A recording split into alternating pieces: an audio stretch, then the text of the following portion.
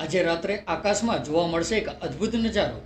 ભારતમાં તે દેખાશે નહીં, ત્યારે આજે સર્જાશે વર્ષનું અંતિમ સૂર્યગ્રહણ. જો વાત કરીએ તો 12 ઓગસ્ટ 2026ના રોજ વર્ષનું અંતિમ સૂર્યગ્રહણ થવા જઈ રહ્યું છે. ત્યારે ભારતીય માનક સમય અનુસાર ગ્રહણની શરૂઆત રાત્રે 9:04 થશે અને 13 ઓગસ્ટ રાત્રે 1:27 વાગે તેની સમાપ્તિ થશે. ત્યારે પૂર્ણ સૂર્યગ્રહણનો અદ્ભુત તબક્કાવાર વાત કરીએ તો લગભગ રાત્રે 10:29 જોવા મળશે. જો કે ભારતમાંથી આ ખગોળીય ઘટના સીધી દેખાશે નહીં, તેથી જ ભારતના ગ્રહણને લગતો સૂતક કાળ પણ લાગુ પડશે નહીં. ત્યારે આ સામાન્ય રીતે ધાર્મિક તથા દૈનિક પ્રવૃત્તિઓ ઉપર કોઈ પ્રતિબંધ પણ રહેશે નહીં.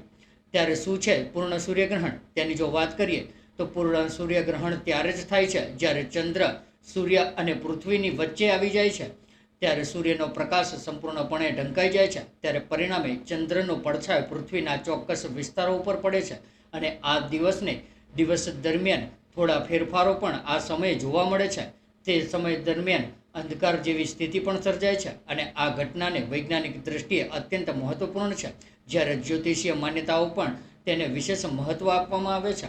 ત્યારે જ્યોતિષ માન્યતાઓ અનુસાર ગ્રહણનો સંબંધ કર્ક રાશિ અને નક્ષત્ર સાથે દર્શાવવામાં આવ્યો છે. જો કે વિવિધ પંચાંગોમાં નક્ષત્ર સંબંધિત વિગતોમાં તફાવત જોવા મળી શકે છે.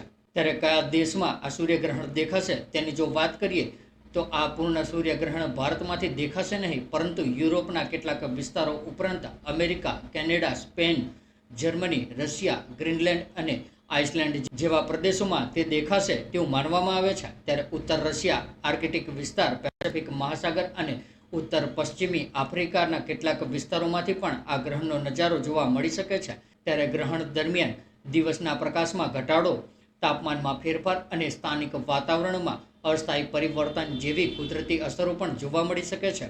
ત્યારે ભારતમાં સૂતક નહીં લાગે, ત્યારે જ્યોતિષ માન્યતાઓ અનુસાર શું કહે છે તેમાં જો ભારતમાં ગ્રહણ દેખાતું ન હોવાથી પરંપરાગત રીતે જ્યોતિષ માન્યતાઓ અનુસાર સૂતક કાળ લાગુ પડી શકે નહીં. એટલે કે લોકો પૂજા, મંદિર દર્શન અને અન્ય ધાર્મિક કાર્યો સામાન્ય રીતે કરી શકે છે. ગ્રહણ દેખાતા વિસ્તારોમાં ધાર્મિક માન્યતાઓનું પાલન કરનારા લોકો સૂતક અને ગ્રહણના નિયમોનું પાલન કરે છે. ત્યારે જ્યોતિષની દ્રષ્ટિએ ગ્રહણને આત્મમંથન, પરિવર્તન અને ખરાબ આદતો છોડવા માટેનો સમય તરીકે પણ જોવામાં આવે છે. જો કે આ જ્યોતિષીય માન્યતાઓનો ધાર્મિક પરંપરાઓ પર આધારિત છે.